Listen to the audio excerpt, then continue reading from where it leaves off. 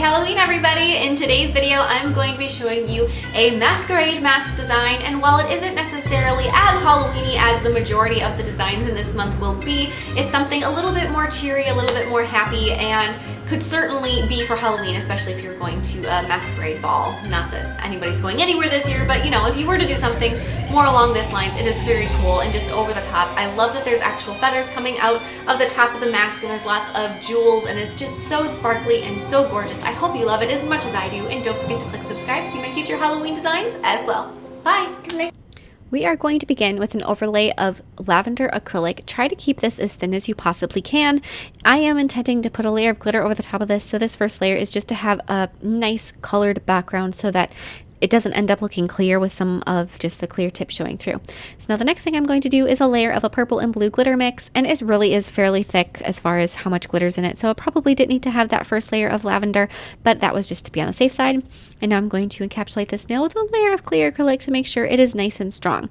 So if you guys were unsure, all of those previous layers need to be incredibly thin so that this overall nail doesn't get to be too bulky. So the original lavender color and then the glitter, both layers as thin as you can possibly sculpt them. And now I'm going to file the nail into shape with my e-file, going over everything, trying to get it as sleek as possible.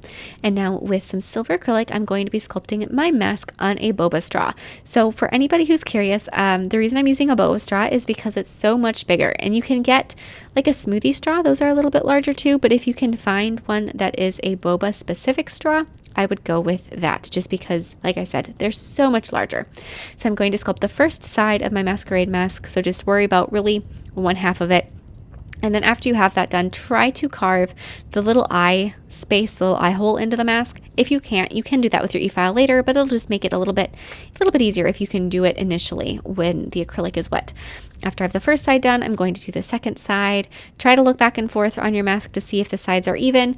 Once the acrylic has started to set up enough where you can lift up the one wing on the side that you originally did of your mask, just slide your brush underneath and kind of coax it up.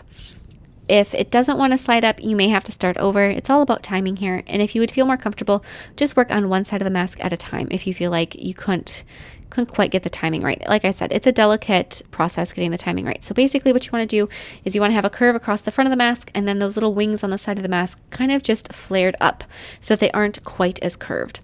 And you can kind of use your fingers if they're gloved to hold them up, but just try to hold them up and out until the acrylic is fully cured, which may take a moment. But then after that's done, I'm going to add a little bit more depth and height to the nose area of my mask, so it wasn't just quite so flat, but had a little bit more of a poking out shape to it. So I'm going to just add more of my silver acrylic to that area. And then once you're happy with the mask, and you can just set it aside for a little bit to let it cure, do that, just set it to the side, let it fully cure up. Once that's done, use your e-file in the most narrow bit you have, and we're going to smooth out the shape of it in general. I'm going to go into the inside of my eye cutouts, and I'm going to smooth them out. They just weren't quite as finished looking as I would hope. This also will just be a helpful moment if they weren't even. You can straighten those out a little bit. You can look at your mask from all angles, fix anything that needs it. Take your time. One thing that sounds a little bit maybe contradictory to what you have in mind is have your e-file on a very high speed. So turn it up to maybe, the 3/4 of the way on your dial, depending on mine. It doesn't show RPMs, and I would love to give you guys RPMs, but it doesn't show it, so I can't really give an exact. It's a maximum of 30,000, so maybe 20,000, 25,000 RPMs. Don't crank it all the way, but have it up pretty high, and then use a very light hand and barely touch the mask. So you want your bit to be moving quickly and almost no pressure on the mask. You'll find the smoothest e-file cutting that way. So I'm going to take two feathers, one that is a teal color and one that's a blue, and I'm going to cut them down to the size that I want so that when I layer them together, they fit nicely above my mask. I'm going to flip them over. The feather that I want to be in the front, I'm going to attach first underneath the back of the mask with a little bit of clear acrylic. Press that into the wet acrylic. After that feather is stuck, I'm going to do another bead of clear acrylic, grab my bigger feather, my second feather, press it into that little bit of clear acrylic, and add one more little smidge of clear acrylic to make sure that the whole shebang is stuck together. Once that is done, then I'm going to glue the mask in place on the nail so that it kind of tips up a little bit. I don't want it to be very flat down. I want it to kind of almost sit on the nail, if you will. So I'm going to glue that down, and then after I have that glued, I'm going to try to go from the back side and sort of just squeeze a little bit of clear acrylic underneath there to hold the mask in place. Try very carefully not to get anything onto your feathers, because that will make them just look not quite as smooth and fluffy. Now I'm going to be taking some black acrylic paint and I'm going to be detailing my mask. And there are so many different styles of masquerade mask that you can really have a lot of fun with this as far as, you know, the general feel of it. I like the ones that have kind of a lace kind of over material on them, if that makes sense. So I'm going to take my black acrylic paint and try to do a little bit of a lacy detail, nothing too crazy. The more detailed you go with this, it's really possible that the less obvious what the design is going to be, because there's just going to be so many little details that your eye can kind of get lost as for what it's supposed to be seeing. So try to keep it somewhat simple if you can, but still, I mean, have fun with it. Like I said, you can really just sort of let your brush do what it wants here. So I first outlined my eyes. Like I said, I want to keep it very obvious what it is that I'm doing. So making sure those eyes have a nice bold outline is going to help the person looking at this design know that it's a masquerade mask immediately without having to look at it and be like, oh wait, what is this? Oh, I see, it's a masquerade mask. You want somebody to look at me like, oh cool, a mask, I love it, if that is logical to everybody. So we're just going to be doing little details here and there at black paint, and I'm one of those people where I didn't have a plan going into this. I just started filling it in and going back and forth from side to side and finding what fit. And that is probably the way I'd recommend doing it. It seems to me every time I plan things out with a little bit more intensity and really have like a game plan in mind before I get started, as soon as I go to start actually working on it, it doesn't work. You know, it doesn't fit, or I change my mind, or something doesn't turn out the way I thought it was.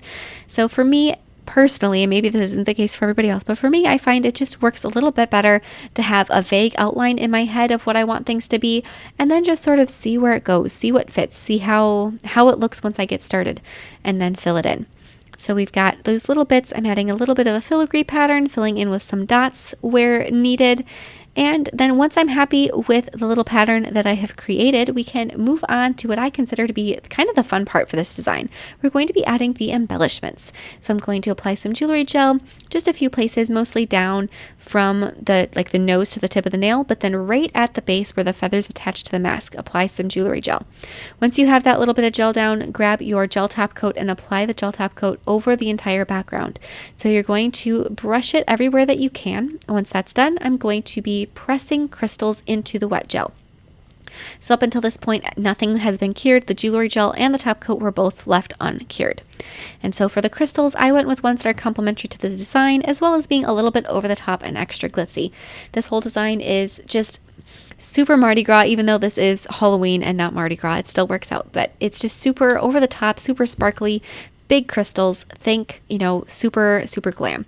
So we're going to be pressing those in. Pick colors that are complementary to the design. Like I said, blues, greens, purples, blacks, silvers, all of those work perfectly. Fill in here and there with some caviar beads. I did that around the crystal that I placed on my feathered area, and then I'll bring a few more down below too to tie the whole thing together. And once you are happy with your crystal placement, you're going to pop this into your lamp to cure. Once that is done, really the only thing left to do is to apply a bit of gel top coat over your mask as well. You could do either gel top coat or matte top coat, whichever one you think would be better. For me, with the silver background, I thought the gel top coat would just bring that metallic quality to life.